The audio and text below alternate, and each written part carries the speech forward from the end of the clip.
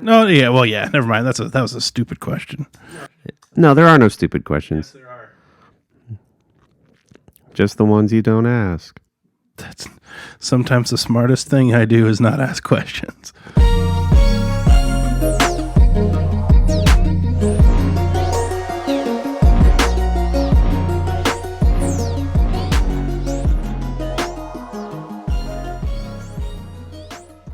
Space. The final frontier. These are the voyages of the Starship Enterprise. Its 5-year mission? To explore strange new worlds, to seek out new life and new civilizations, to boldly go where no man has gone before. That's the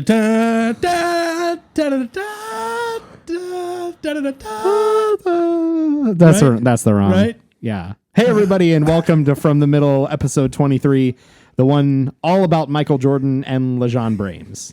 I am very excited to have you all here with my co-hosts. I am Dylan Hubble. Rendell Krillala. Kory Cubble.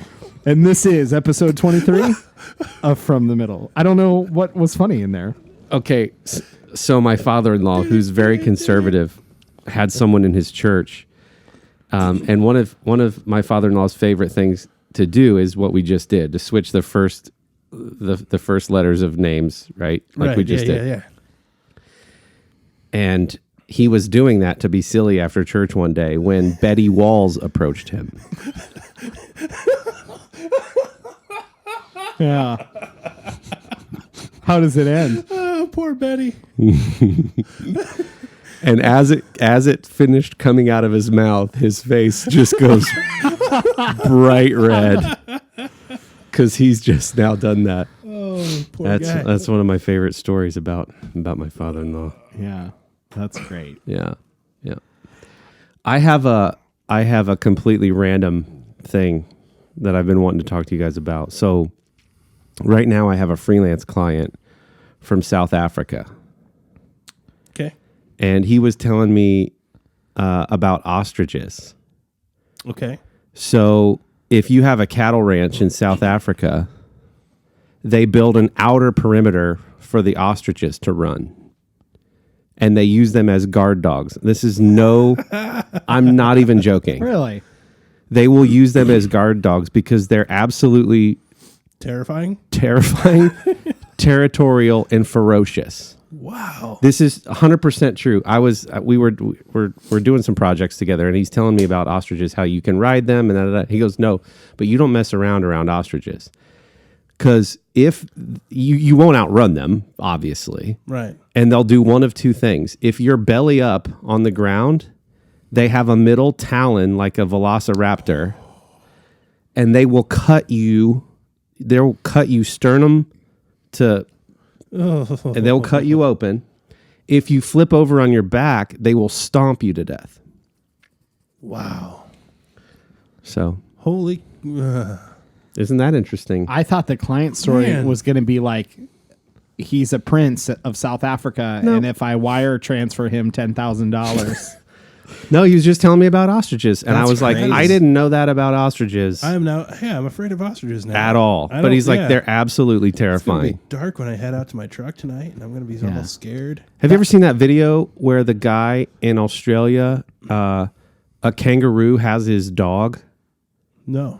Okay, everybody, if you're not in a car, Google this right now. A guy and his dog are out in the wilderness. Somehow, the kangaroo gets the dog in a headlock. Okay. Is the kangaroo wearing boxing gloves? Are you going to pull this up right now? I am while you're talking. Okay. Yeah, I'm gonna... And then the dude, I'll let you watch it, but the dude, to defend his dog and get his dog free, just jacks the kangaroo in the face with a sucker punch. Whoa. And go ahead. I'm watching it right now, live. And also, you should do a Google image search for like muscular kangaroo. I've seen that. That's frightening. Since we're on the topic of frightening animals, just Google a muscular kangaroo. It looks like nothing you've ever seen before. I'll do a third one if you're bored at work. We all are. Do a Google image search of a shaved bear. Oh yeah, I've seen It looks that. like a demon, like what I imagine a demon looks like. yeah, Shaved those are shaved pretty bears. bad. Yeah. So you have 3 fun things about animals today. Did you know owls have really long legs? I recently saw, I think probably the same Sherry photo. showed me that. Yeah. Where they like lift up the bottom feathers. Yeah. Guys, I'm watching this guy go like toe to toe with a kangaroo, and it's probably the best thing I've ever seen. How crazy is that? And the kangaroo looks at him like he doesn't even know what to do. Yeah. I'll share that from our Facebook Man, page.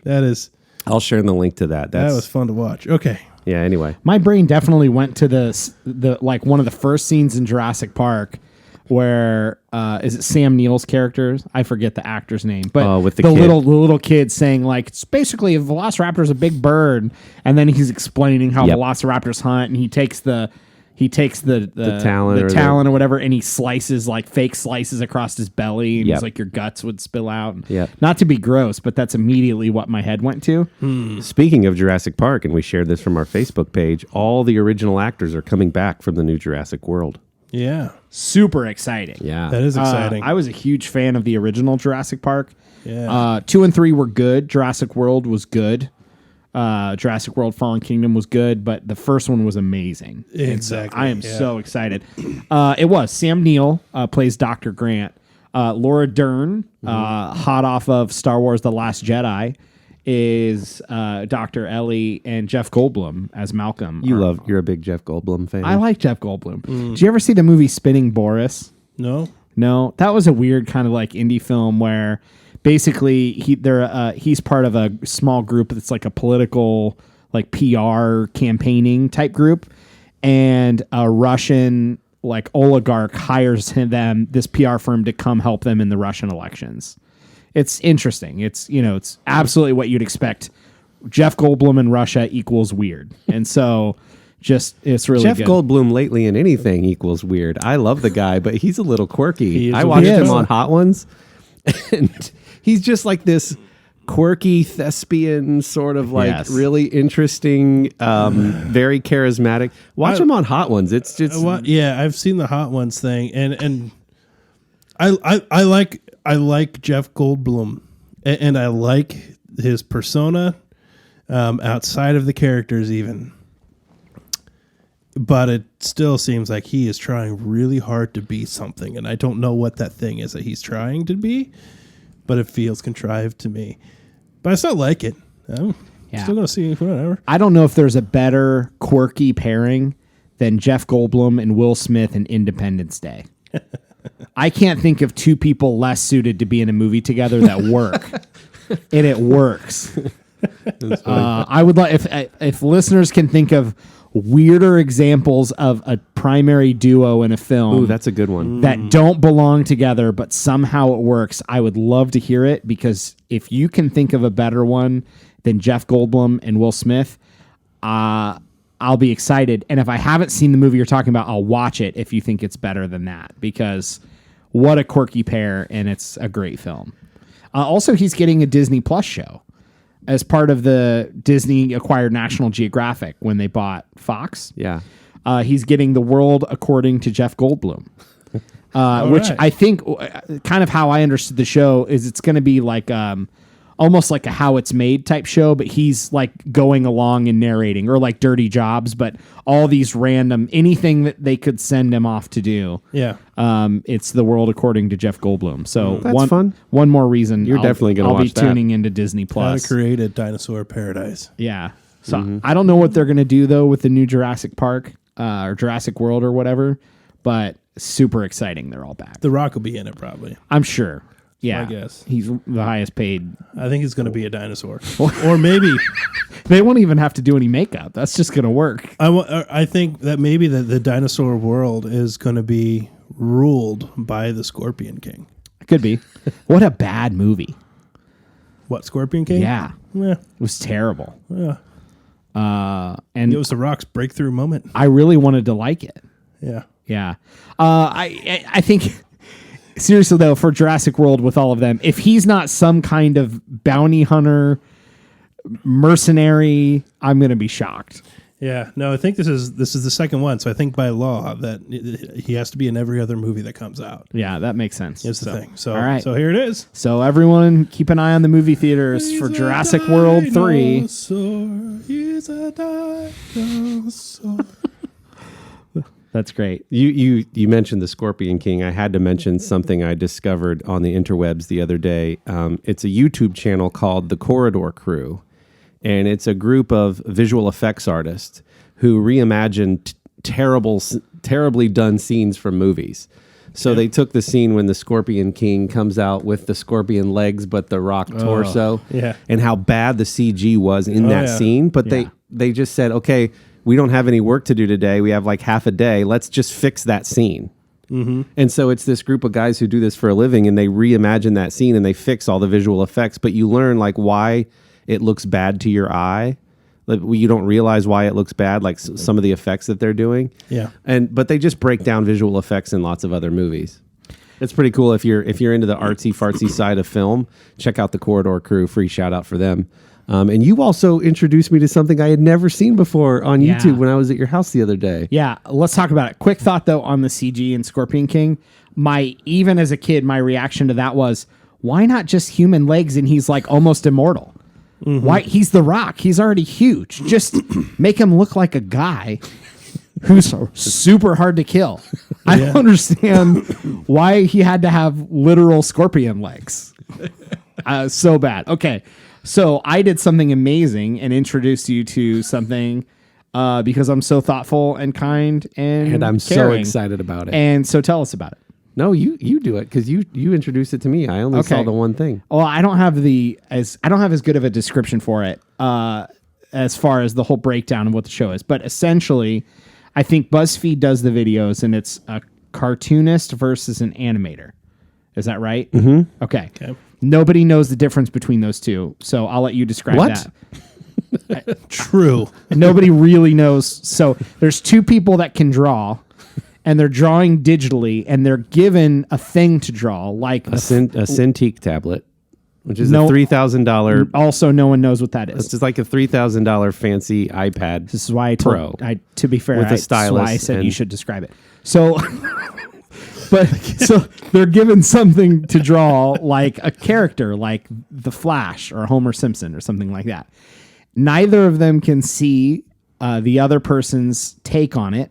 At the end, they switch screens so they can see each other's drawing. Right. And then they're shown the reference photo of what the character should look like. Yeah, so they don't have reference going into it. They just say, draw the Flash from memory, what you think the Flash looks like. Right. Okay. So now explain all the other parts that nobody knows about. Well, just like, first of all, Dylan said, I've never shown this to you because I just assumed you already knew about it. Right. But animators, so they're the ones that are drawing multiple frames. And so their drawings are typically very, very dynamic, and like there's motion lines, where a traditional cartoonist might be only drawing a single frame or a single panel for like a comic strip or a single standalone comic. So cartoonist, animator. So when we see the Disney opening with all the pages flop down and Mickey's moving, that's an animator. That's the animator. Okay. And if you watch, or if you like Garfield or your favorite comic strip from the Funnies, that's a cartoonist. Mm-hmm. So anyway, the one you showed me was the Flash, and they just said draw the Flash. And they all work on shows. So some of them they're a crew for an existing cartoon that's on Cartoon Network or Netflix or whatever. Right. And so they're just going toe to toe drawing the Flash from memory. And it's not just 2 at a time. They'll do like 6 or 8 per episode. And it's just really cool because like they're having like live dialogue of like, what does this logo look like on his chest? And where are his lightning bolts? Because these are iconic characters, but you sort of forget the exact details. Oh, yeah. And some of them very much have their own style, and then they just show each other their drawings at the end. And it's just like, for an art geek like me, it's just really, really fun. And so anyway, Dylan introduced me to that when I was at his place the other day, and I need to binge watch all of the episodes. You get a lot of pleasure out of watching non-artists draw things. So can you explain, first of all, why are you so cruel? And second, why is it so amusing to you? It's not for those of you who this is your first time listening to this podcast. These two idiots are brothers. Oh yeah. Yeah. And I'm just a guy. Yeah. Anywho. It's no different than if you have pitch and you tell someone to sing a song and they're nowhere near the proper notes or any sort of thing resembling the proper pitch. It's just, you're not making fun of them. You're just like, why can't your brain hear that and sing the right note? So when you use analogies where you're perfect and other people are terrible.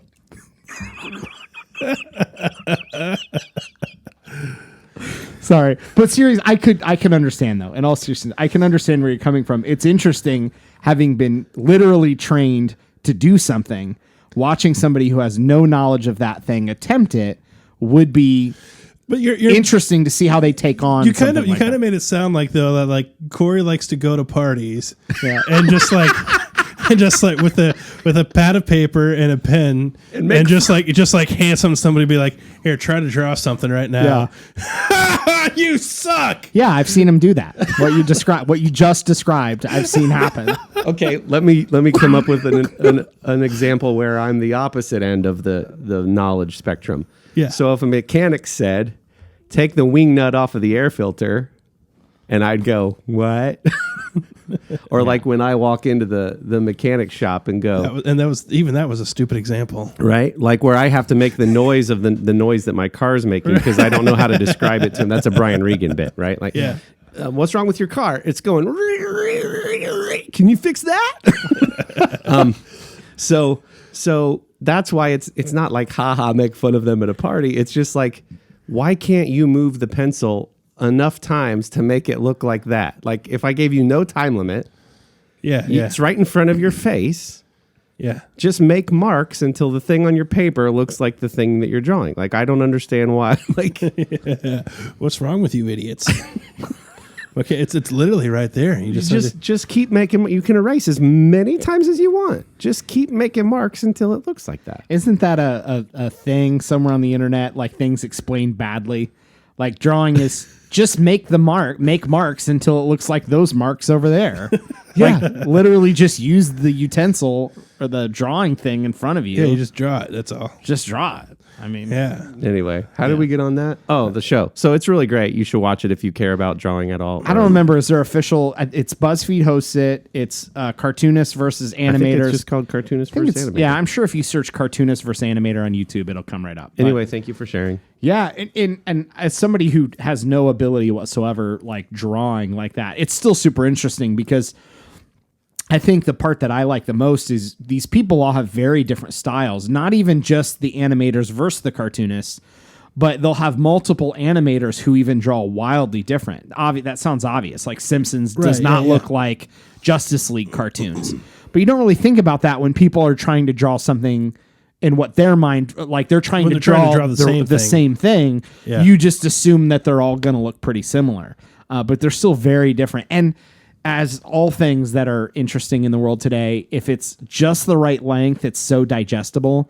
That's where Comedians in Cars with Coffee is like hits the sweet spot for media. It's 15 minutes. Those cartoonists versus animators are like 6, 8, 10, 12 minutes. So it's just really easy to watch a couple. Officially, it's animator versus cartoonist from BuzzFeed. There you go. So look that up on YouTube if you're into that kind of thing at all. I think that's fun. Since we're on YouTube recommendations, just one more quick one. Since we're all cinephiles to varying degrees, we like movies. That's what that means. So they will have like a surgical resident will come in. It's Wired is the YouTube channel. A surgical resident will break down medical scenes in TV and movies. Yeah. Yeah. Or like a coach will break down coaching scenes in TV shows. Lawyers. And movies. Any legal, lawyers. So experts in that actual field break down those same things played out in TV and movies. It's kind of fun because you're actually learning. So like one example was like hackers. Like an actual hacker came in and said, no, you would never see a screen like that. Like, you know, whatever. It's just kind of cool to learn. So Wired has actually a decent amount of YouTube content. I like their autocomplete interviews. If you've never seen those, I have seen those. Really simple premise. Some celebrity comes on and essentially just answers questions about themselves. But Wired is showing these questions on like a cue card, and they're things commonly Googled about that celebrity. So they'll sort of peel away this little sticker on the cue card to reveal a question, and then the celebrity will answer it. So I find those amusing. I don't watch every one of them, but any celebrity that I enjoy, they're often just normal questions you would want to know about celebrity. Where are they from? Did they go to college? I always love the ones where a name is kind of similar, and then they assume that two celebrities are related. Yeah, because the names might sound kind of close. And so Wired has some pretty cool content on YouTube. Kendall, are you YouTube junkie about anything? I'm a YouTube junkie about lots of things. That is my medium of choice for the most part. And I have a whole bunch of subscriptions, and they range from cooking to obviously the podcasts that I listen to that also have YouTube channels. I'm following those. What else is there? Oh, that Fairburn Films, which is if you're following our Facebook page, it's this thing that Kory shared about the one guy is the Australians. The Australians, and the one guy is cringing for a whole year because it's an odd year. He's waiting for 2020. Those guys are just, and that's all of their videos are just like short little stupid things like that I just absolutely love. I follow another one where you have these, I think, are they Australian or I'm not even sure, or maybe, I don't know. But these guys, they basically just go to the top of a tower and drop things. Yeah. And sometimes they'll have anvil versus trampoline from 400 feet. Well, see, I'm going to immediately go home and do this. Watch this. So, I do. There's one with super slow motion things because it's like one step higher than slow motion. Yeah. Or slower than slow motion. But it's like bullets going through things, or like when you put metal objects into one of those heavy duty grinders and what that would look like. And it's just there's all kinds of stupid things like that. Like what if I fill an entire pool with Orbeez? Did you say Arby's? Orbeez. Oh, can you imagine a whole pool full of Arby's? Your pool has the meats. My pool has the meats. What did you say? What word is coming out? Orbeez. What are Orbeez? Those scented balls. I don't. That doesn't help. Bad description. Betty would know what we're talking about.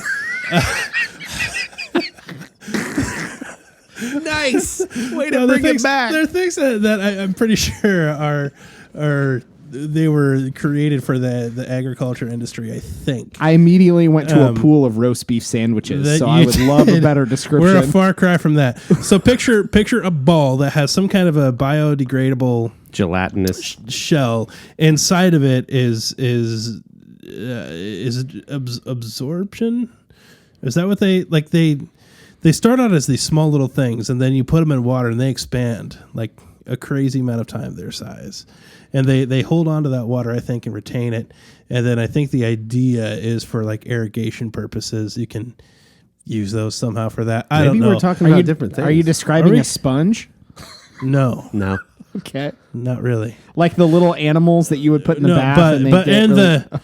So anyway, I think that's kind of their background was something along those lines. In reality, what they are things for people to make stupid YouTube videos off of. Got it. Okay.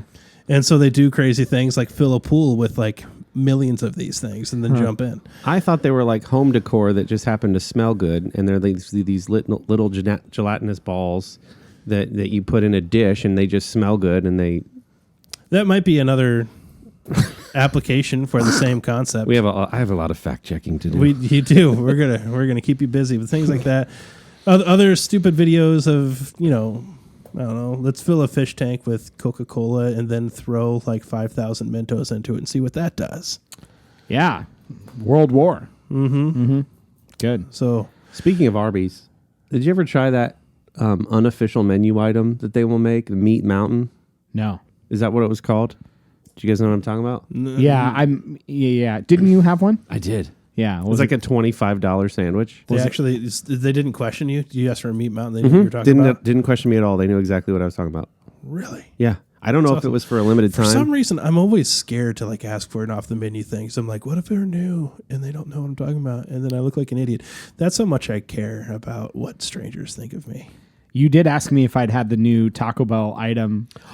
Yeah, And it's so good. I was like, oh yeah, I've already had it. Like the Insider article you sent me was like before it had launched. It's like, this thing's gonna come out. I'm like, yeah, I've already. Yeah, I went to a Taco Bell. Already had before. several. Yeah, Yeah. before they were even making the thing. He I knew just- what was up. Yeah, I it's- went with the ingredients and I told him how to Delicious. make it. Yeah, I'm a sucker for the Try channel on YouTube. The Irish people try videos. Yeah. I like those a lot. It's the accent for sure. They're also just funny. They are funny. There's the one guy who has like the long dark hair and do you know what I'm talking about? They call him Irish. Yeah. No. Leather jacket guy. Yeah, the leather jacket guy. And I then- love him. Yeah, and then Dermot, he loathes peanut butter. Yeah. Yeah, those I thoroughly enjoy. All right. Okay, so Oh, there she is. Arby's has it. I exaggerated. Shocker. $10 secret menu item called the Meat Mountain. Okay. I don't even know if they still have this, so we'll have to go back and fact check. This was 2014. 2 chicken tenders, Jeez. 1.5 ounces of roast turkey, One and a half? 1.5 ounces of ham, 1 slice of Swiss cheese, 1.5 ounces of corned beef, 1.5 ounces of brisket, 1.5 ounces of Angus steak, 1 slice of cheddar cheese, 1.5 ounces of roast beef, and 3 half strips of bacon. And it's called Meat Mountain. And It was delicious. Doesn't sound good. I was sweating halfway through. yeah, It was so good. I Does had not- to, does I had not to sound try good. it once. There's one of the YouTube videos I follow is the binging with Babish, Yeah, we've talked which about actually that. I think he's like now the single most popular cooking YouTube guy right now, which is awesome. I love the guy, but he does a special episode like every whatever 50,000 or 100,000 Yeah. subscribers. One of them was he did like an everything meat burrito. And he tried to stay as true to that as he could. Like he went to specialty places and found snake and like Whoa. everything he could get his hands on, and he couldn't get the thing down. There was just too much going Too much? on. Yeah. that'd be tough. On top of the flavor profiles of that many different things, Right.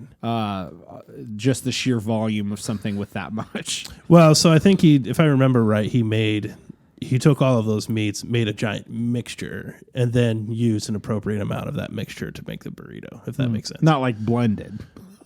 No. He didn't blend them all No, together. he Okay. didn't. He didn't blend them all together.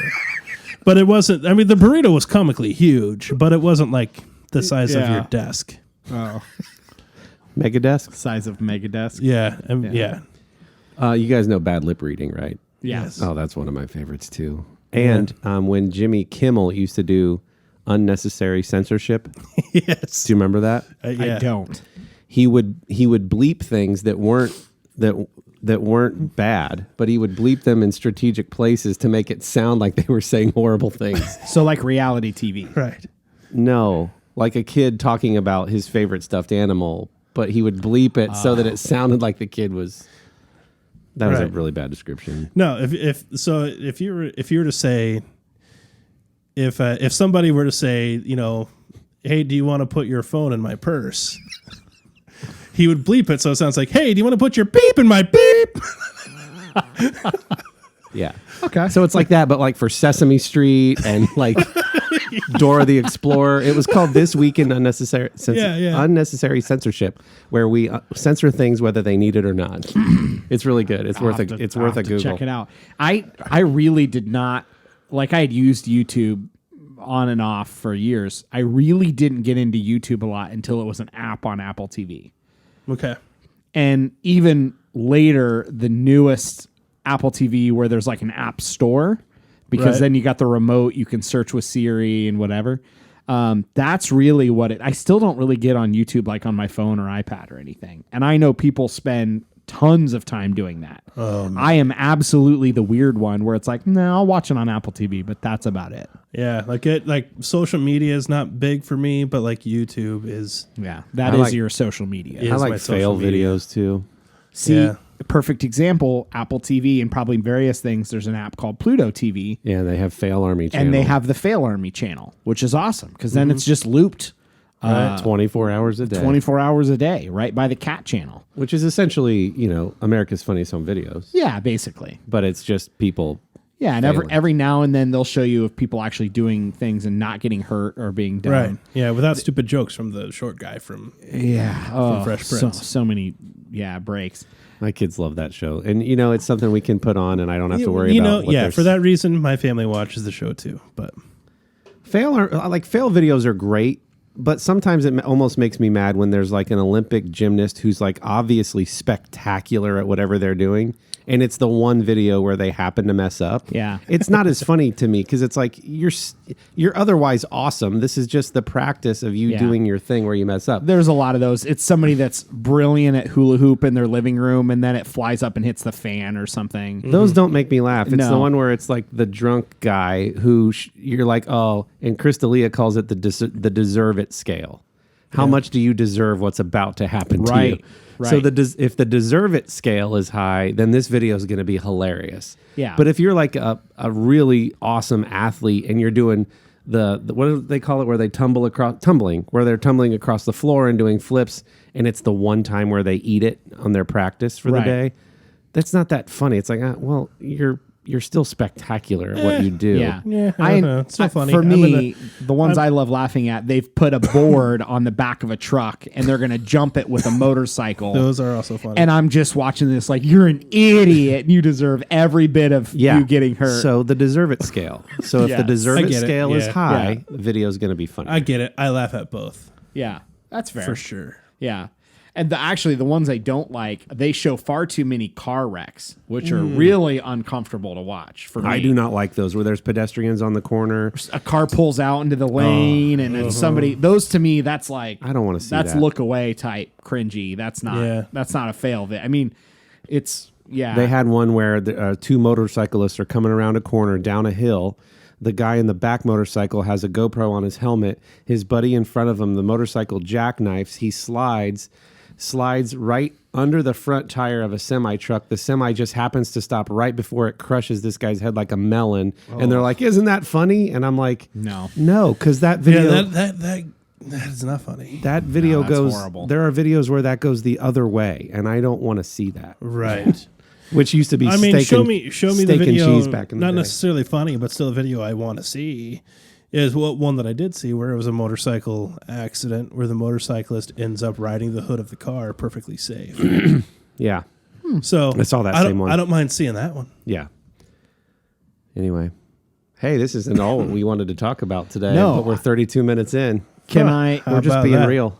So some people might be wondering about the cold open with Star Trek. Oh yeah, what was that about, Dylan? Yeah, and then the Star Trek theme right after. Yeah, is brilliantly delivered. So I realized that we've gone a long way, and this was actually the back end of this discussion ties into a pet peeve, but we didn't get there on the pet peeves episode. So Wait, we did 2 episodes on pet peeves and didn't get to one? I had a long list still left. Yeah, I still come up with them, man. yeah. Well, They're we can in do my- we can do a pet peeves part 3 later. I'm sure. Okay. Oh yeah. Yeah. So I actually thought for how geeky we are, and we've talked about Star Wars, we've yet to talk about Star Trek at all. And that felt like a great opportunity to not talk about Star Wars versus Star Trek, but Star Wars and Star Trek, because they don't have to be adversarial. That's Wait, true. Wait. This is a new idea for me. Right. Which is one of my pet peeves. For too many people, it is. people that vehemently are. I feel like it's usually the Star Trek people who see them as adversarial, and not the Star. But you're a Star Wars people. Yes, I still submit that Star Wars has one of the worst fan bases of anything I've ever encountered Well, overall. So as a whole. what is your pet peeve? So, well, one of my pet peeves is making things out to be a this versus that when there's zero reason to do that. sure. iPhone versus Android, Mac versus PC, PlayStation versus Xbox, Star Wars versus Star Trek.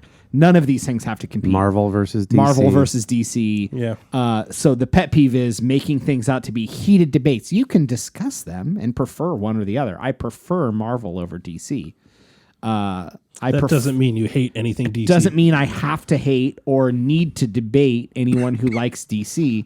But it's a huge pet peeve because everything becomes so tribal when you're talking about anything like that.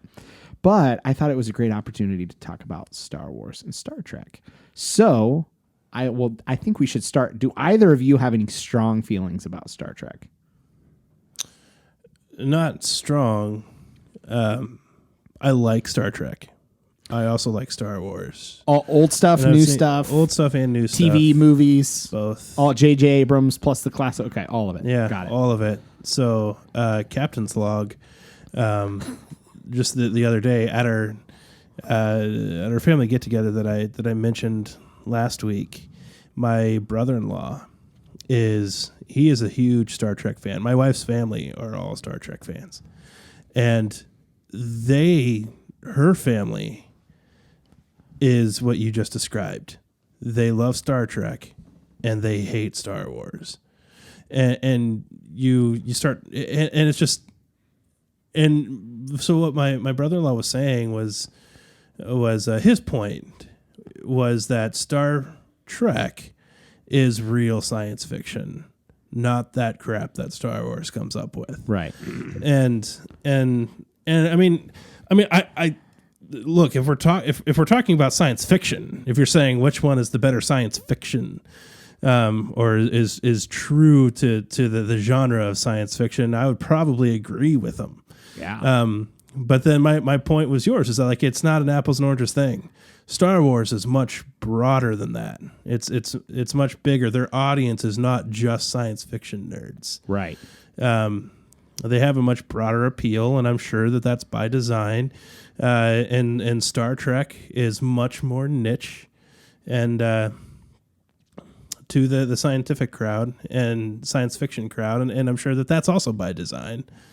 And so I feel like, therefore, maybe I'm generalizing too much, but like the hardcore science fiction fans who tend to like Star Trek for that reason would see Star Wars as I don't know if they see it as Star Wars as that's what I don't get. Like, do you find Star Wars threatening to Star Trek in some way, shape, or form? Because it's obviously you can have one with or without the other. Like, I don't know. Kory. So to make a generalization would be almost playing into what you're saying. But in my experience, the Star Trek fans seem to be a little more cerebral or a little more into science fiction, whereas your Star Wars fans might not even otherwise like science fiction stuff, but because Star Wars feels like a space adventure, or it's a little more like what do they call like pirate movies and cowboy movies? Like there's a word for that in cinema. Cowboy and pirate movies. There's a word for it. I'll think of it later. Cowboy and pirate movies. Just movies where it's like adventure-y, sort of like action adventure. Action adventure. It starts with an R, I feel. Anyway, you could like those a little more because we're not getting hung up on all the science fiction of it. It just happens to be the world in which this otherwise just action fun movie is taking place. Right. And so, in my experience, that's what I've seen. Mm-hmm. I've never been drawn to Star Trek. I don't dislike it. I don't hate on it. I'm actually not one of those that hate on it. I've just never been drawn to it. You've just never picked it up as a fan. Just never picked it up as a fan. I think the J.J. Abrams movies were good. I liked them. They were fun. But I remember you saying, "Hey, I've been a Star Wars fan. I think I'm going to go back and watch Star Trek." And I was like, really? Like what season or what generation? You're like, oh, like in the 60s, like the original Star Trek. And this was before you were married. And you're like, yeah, so I watched through all of Star Trek. And I'm like, the old version? You're like, no, like all of Star Trek. Yeah. You watched 40 years of Star Trek. Yeah. In how many months was it? Well, there was a lot probably broken up over a year. Yeah. Yeah. But there's a lot That's of impressive. There's a immense official universe tied to Star Trek that Star Wars at the time just didn't have. Still doesn't. Swashbuckling. That feels like exclusive to pirates. I actually was thinking that word, but I'm like, well, that just describes pirates. I think it's like that. I think it is often used in context of pirate movies, but it's that like Johnny Depp as Jack swashbuckling adventure guys jumping off of things and shooting and running around. Like that's more. Whereas Star Trek has always felt more like quiet, measured, smart, intelligentsia. Yeah. That's one of the things that Trekkies who are hostile towards Star Wars will often say about They Star like Trek. that. They like how That's part of the brand. They like how theoretically accurate it is. Yeah. I think they prefer Trekkers, but I don't know. I don't know. I feel either. like that was a thing. Yeah, and there's no. I really wasn't looking for any certain answer. I think anybody that has an approach to the universe probably has a very different opinion. I came in. I'm going to have a different opinion than somebody who was there from the beginning or the beginning of maybe like the '90s stuff.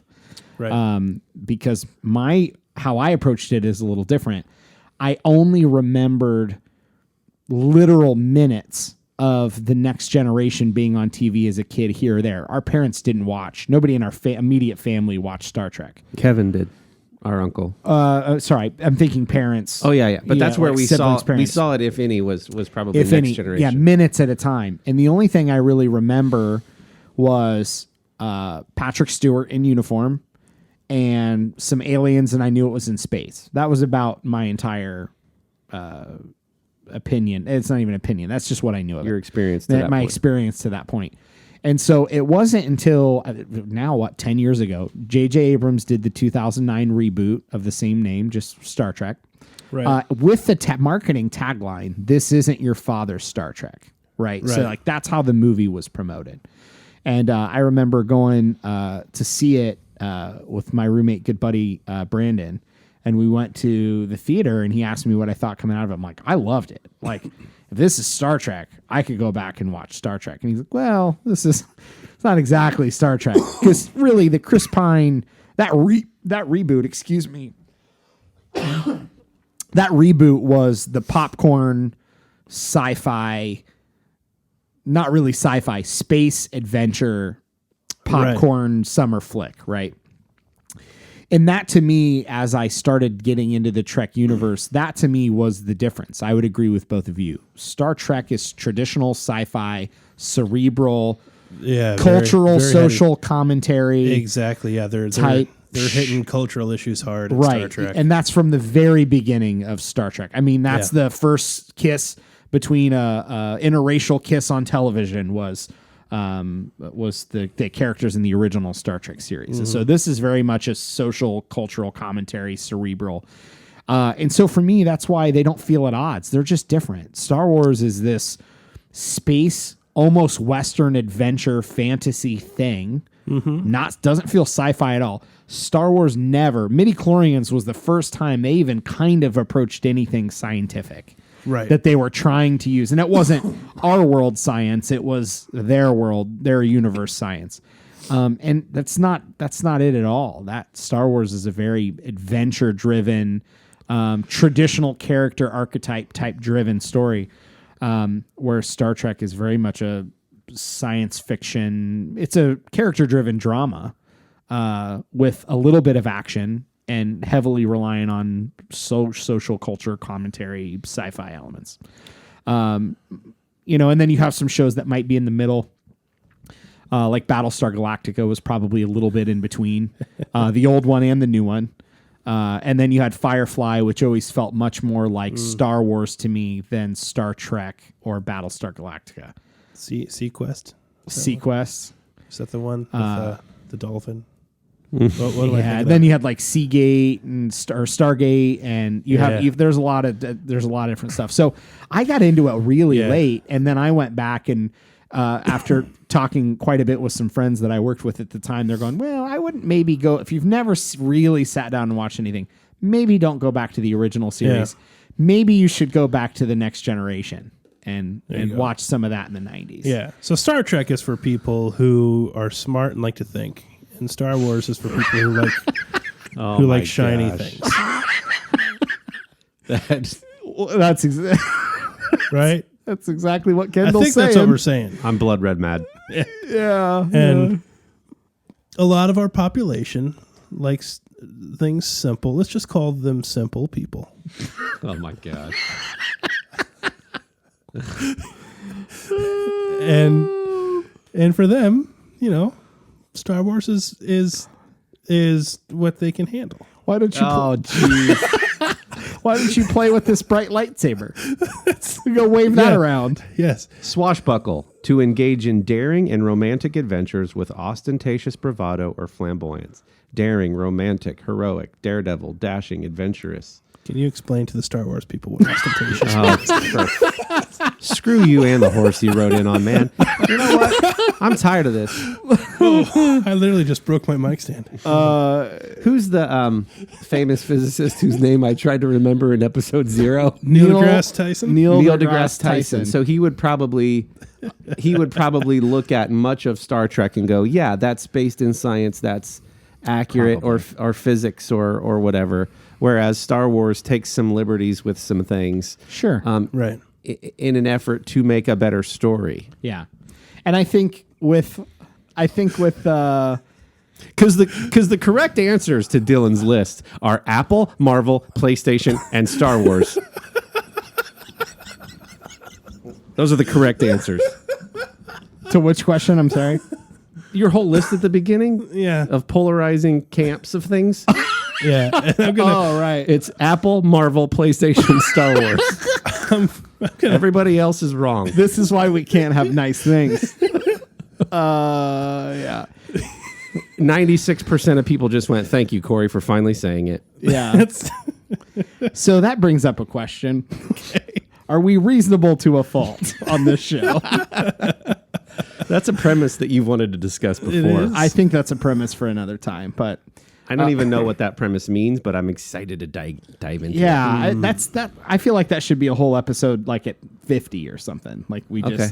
like we go back over all the episodes and go, yeah. But as a teaser, though, explain to people what you mean, and then we'll get to it later.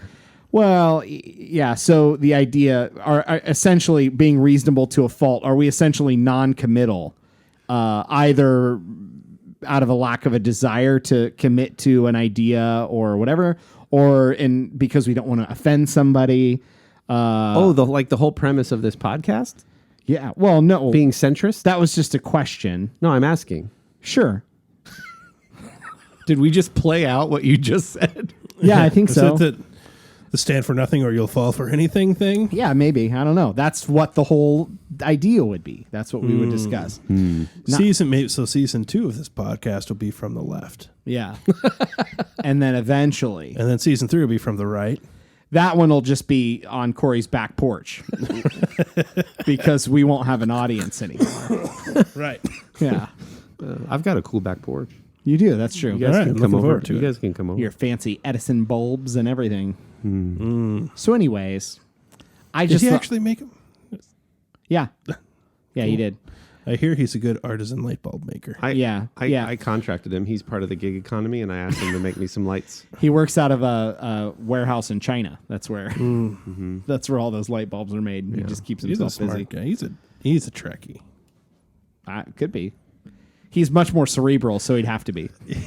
He was quoted as saying that Chewbacca was his favorite character of all time, so he's clearly a Star Wars fan. Look, for everyone listening, I tried to keep this reasonable and from the middle, But anyway, and here we are. to your point, I agree. I don't know what the infatuation with passionately pretending like one camp or the other is right on any of these subjects. Like, why can't you just like both? And what's the unwillingness to admit flaws or downsides to your tribe? To the thing that you like. Right. Yeah. I don't understand. If you were at home and you're a huge PlayStation person and you're at home with your console and nobody's around and it's slow, you're like, man, this thing stinks. It's slow. You'll Right. admit it to yourself. Yeah. You know, or if the politician from your side says something dumb, you're going to go, well, that's dumb, but you won't admit that out loud. Right. And so the unwillingness to just say, yeah, sometimes my thing stinks. And sometimes your thing gets something better. Or sometimes the third or fourth option gets it better. I enjoy how expansive with Disney's acquisition of Star Wars and killing off all the extended universe or whatever. Star Trek is much more expansive at this point Next Generation had 7 seasons. Deep Space Nine had 7 seasons. Star Trek Voyager had 7 seasons. Enterprise had 3 or 4 seasons. The original series and animated series are both several seasons. There's 9 films before the reboot films, and then there's 3 more. There's a lot more content to enjoy if you're a Star Trek fan right Doesn't now. Captain Picard have a series coming out where he makes wine or something? There's now Star Trek Discovery on CBS All Access, and Picard is getting a new series where Riker is coming back. So there's just a lot more to enjoy currently if you're a Star Trek fan versus Star Wars has 11 or 12 films and a couple 3 animated shows. So that's one thing that if, some people love getting immersed into the universe. Why watch The Office 20 times? You love feeling like you're there with the characters and you're immersed in the world. If you want to be immersed in a sci-fi world, I don't know anything bigger than Star Trek that you can immerse yourself in. Right. There's just so much content that you can enjoy that's all tied to the same universe, essentially. So I think that's a nice plus if you're that person and you want to enjoy Star Trek that way and you enjoy the character-driven drama and that sort of cerebral aspect of the show. I think that's great. I love some of the adventure, swashbuckling nature of Star Wars. I think that's there's this epic adventure about it that while Star Trek has this adventurous type spirit, it's this researcher scientist type spirit to it versus just I'm hanging off the mast of a ship. Leaning into the wind, excited for what's on the horizon. You mean like actual heroes? Yeah. With skills? Yeah. So, Middlers, we want you to weigh in on which is worse. How terrible is Star Trek and how terrible is Star Wars? And tell us why your thing is better. You want a good movie that actually makes money because people like it? What's that? Or Star Wars? Oh. Yeah. Yeah, there you go. So. Or, do you want a show that tries to preach at you? Yeah. And if I've got to see lens flare one more time, But right, we can all agree it doesn't that dive into the character development thing that we talk about. yeah, I'm not really talking about the new reboot film. I just wanted to hold all three stances over the course of this podcast. That's fine. And so now I've done that. The quit last one was being so non-committal. Yeah, centrist. What? Girl, where's your backbone? I'm committal. maybe Committal from the middle. We can all agree though that Android phones suck, right? in this room, yes. I mean, have you gone back and just somebody said, "Hey, can you pull up my camera real quick?" And it takes you 7 steps to figure it out.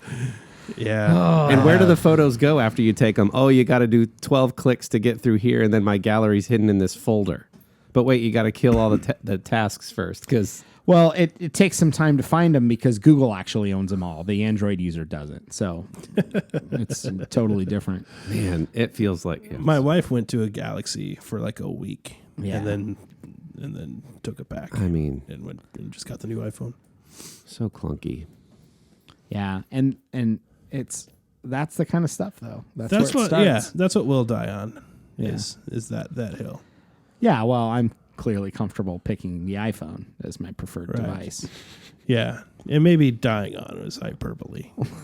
It's pronounced hyperbole. Hyperbole. Hyperbole. Hyperbole. I don't know what it is. So that's it. Those were some of the That's thoughts. that's very. I've found that to be true. It's a little frustrating. You want to just be able to approach your favorite thing with a balanced mindset Yeah. and not be so. Yeah, live, be honest, let other people live. That's like the meme. That's just let people like things. That's exactly Why it. can't people like things? It's the super exaggerated, stretched out lips where somebody's going, shh. Yeah. And it says, just let people enjoy things. Yes. Yeah. And that feels like it. Quit being a joy killer. If you're an Xbox fanboy and somebody's like, yeah, I just got the PlayStation, be like, hey, that's awesome, dude. Good for you. What games Yeah. are you excited to play? I'm glad that you're finding happiness yeah. instead of saying, "Why did you do that, idiot?" Yeah. And then maybe your PlayStation friend can tell you what actual gaming looks like. Yeah. So that's the third thing. So enjoy life. Be honest about the things you like. Yeah. Allow other people to enjoy things. Uh-huh. Choose your friends well. Uh-huh. And keep that door revolving. Yeah. as it would fit your needs. Yeah. That's what we're saying. Revolving like a circle, like a ring, like an orange ring maybe on your Xbox because it's broken already. Right after you bought it Yeah. because it's the worst. Yeah. So Yeah. Look, I just enjoy that we might have proved that we're not non-committal. We are willing to commit. And this was the hill we're dying on today. if you think from the middle means we don't have opinions on things, I think we made that clear in pet peeves, actually. We very clearly have opinions. we have opinions. And speaking of opinions, and we're thinking about guests. I think we need to get on some interesting guests with like different points of view and people who are outside our personal realms of thinking. So that's a challenge for us. We've got a short list that we're starting to build. Right now, obviously, like we can only have people who we know. Right. Right. So we're not doing it because we're in our own echo chamber, if you will, and we're trying to just find people who agree with us. We're just reaching out to people we know, and people are somehow reluctant to be on a podcast they know nothing about with limited reach. So as we continue to grow, we want to get more interesting, more diverse guests, guys, girls, black, white, all of the above, and just have all kinds of people on here to talk about different things. Yeah. It's easiest to get the people that'll come on here for free. And then over time, we'll get the actually interesting people. Wow. Sorry, Greg, Jeremy. Yeah, Jim. Just kidding. Sorry. We had James Taylor on this podcast. No, I'm kidding. In fact, I think all of us were very excited to pull in some dear friends that that have some interests that are similar and different to all of us, and so it's been a great time. We've had some awesome guests so far, but yeah, we do understand that it's a big old world out there, and we're excited to see who else might want to hop on. So. Speaking of James Taylor, the episode that we did with him where we talked about Dungeons and Dragons, we had a middler send us a private note that I don't think they necessarily wanted shared, so I'll leave their name out of it. But the parent that sent us this note was from a traditionally conservative background who was of the mindset that we talked about in the 80s and stuff about the sort of satanic panic. And so when they found out that their kid was venturing into the realms of Dungeons and Dragons, they panicked a little bit because they were of that mindset. And then they shared with us that because they had listened to our episode, they had a sympathetic view and a much more open mind. And it actually gave them some questions to ask their kid and some talking points to talk to their kid about Dungeons and Dragons. And the kid was like blown away that the parent even knew to ask those questions. And it opened up a really cool dialogue between the two of them. And I was like, that's really cool to see like the little small ways that, us three idiots around these microphones talking about stuff actually had a little bit of a positive impact in the world. So that was cool for me to see and to hear. So yeah, saving lives, making the world a better that's place, just, one podcast at a time. Yeah, coming at you from the Middleverse.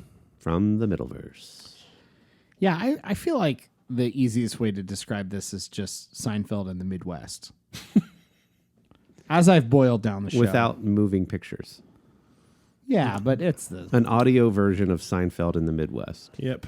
I think people get it, though, if you're talking about a podcast and you just describe it as Seinfeld in the Midwest. Somebody said that about us. Those aren't our words. Maybe Somebody not. said, I don't remember. I'm going to take credit for it. You had an interesting story about how surprising the amount of reach that we had. And Yeah. we have no delusions of grandeur here, but this was Yeah. a really cool story that Dylan shared with us. Yeah, so a friend of mine was texting back and forth with somebody that he knew in Texas and who used to be from the Columbus area. And they were talking a little bit about different things that they watch and whatever, and podcasts came up. And so my friend is, again, talking to the gentleman from Texas. And the person from Texas tells my friend, hey, you got to check out this podcast from the middle. It's from Columbus guys. And my friend goes, yeah, I know the guy on the show. How did you hear about it? And he was referred to our podcast from somebody that lives in Columbus that he knew. And so it was this funny kind of circle that it made its way to like, oh, you should definitely check out these guys are, I'm sure it wasn't. I would be exaggerating if I said this show's amazing, but it was like, these guys that do a pretty good Columbus area kind of themed, Yeah. They talk a little bit about some of the goings on around the city. Da, da, da. So it was funny to get that recommendation, to one of my friends who's like, I know about it because I know the guy, one of the guys. Yeah. I love it. So yeah, we super appreciate it. It's stuff like that, and I think from last episode, our friend Bilbo Baggins telling some folks, it's all of you that are very kindly sharing our show, and we hope that we're entertaining and funny, and at least that's why I'm here. I'm just testing material For our inevitable open mic night. Exactly. Yeah, we're going to take this show live eventually. Oh yeah, let's do that. Yeah. Do you think we could do like a Common Man and the Bone and like go down to Nationwide outside of a game? And, Oh, yeah. From our friends at 97.1 The Fan and Yeah. do like a live show. We could do that. We could do the same thing, but for Sebastian Maniscalco showing up at the Funny Bone. Boom. We could do that. Yeah. Or just in front of a pizza shop somewhere. We could do just in front of a pizza- Chinese restaurant in Gehenna. a Chinese restaurant, Gehenna. Yeah. Joy Food Joy Food. on Morrison. Love that place. Love that place. I love a good lo mein. Oh man, we spent so much money there when we first got married. They're a good place. They have both Coke and Pepsi. I think that's racist. What? We were just talking about how we don't have to have the attitude of like. Oh yeah, that's what I meant. I meant which brands of pop And they offer. I don't even know what race you're talking about would rather have Coke. Is anyone really debating Coke and Pepsi anymore? Are we past that as a country? Is that the first minor hill that we've No, progress that's still that a we've made? heated debate. It's still a heated debate, I think. Yeah. Really? I think it probably depends on where you live, but I'm tired. Can we move past this one? This feels like an easy. It's just soda.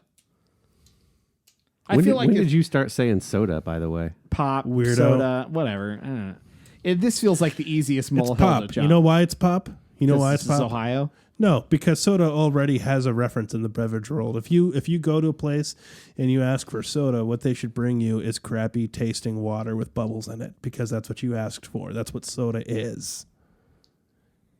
If you ask for pop, there's no confusion. That's all I'm saying.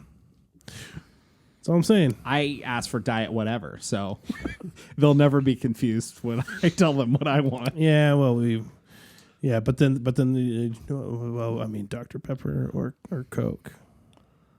Who says that? Places that have both Dr. Pepper and Coke. Well, they don't have both diet. I can tell you that. Yes, they do.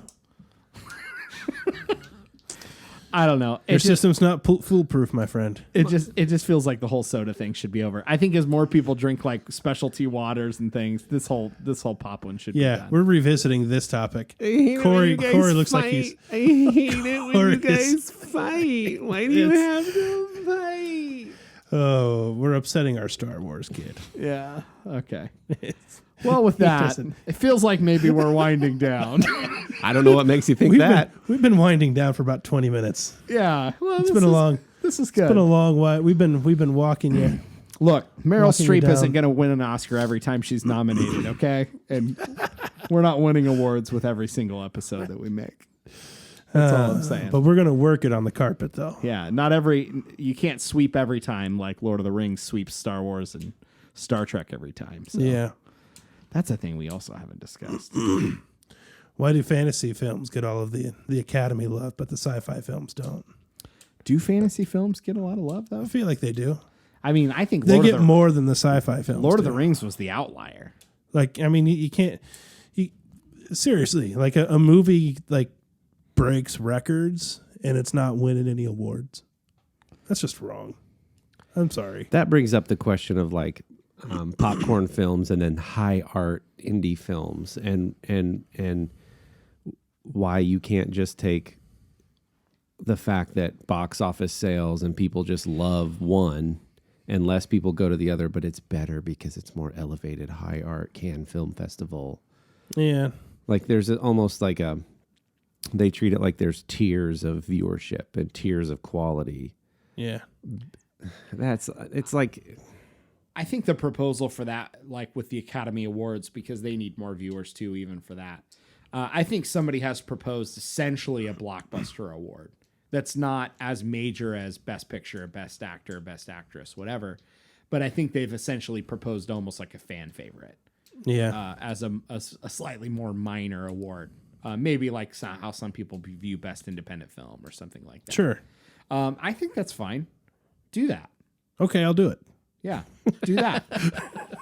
You can it's decided. You can Yeah. get Seth MacFarlane Done. to host. That's right. Decided. Yeah, but I think that could be an award. Just do it, and then more people will be glad. Something like massive, like Avengers Endgame. That's a 22-year buildup. Can win that award, and then people go, "All right, cool. Superhero movie got an Academy Award. Yeah. Done." I mean, technically, Dark Knight did. Heath Ledger got Best Supporting Actor or Best Actor, but either way, I think that's a good idea for that, for the Oscars. So All right. Should we shoot the wounded animal or? yeah, let's for sure. Yeah, it's time.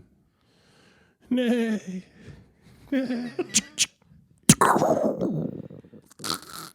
With that, thanks so much for tuning in to episode 23 of From the Middle. We are your hosts, Dylan, Kory, and Kendall, and we thanks for tuning in. Wilbur, why?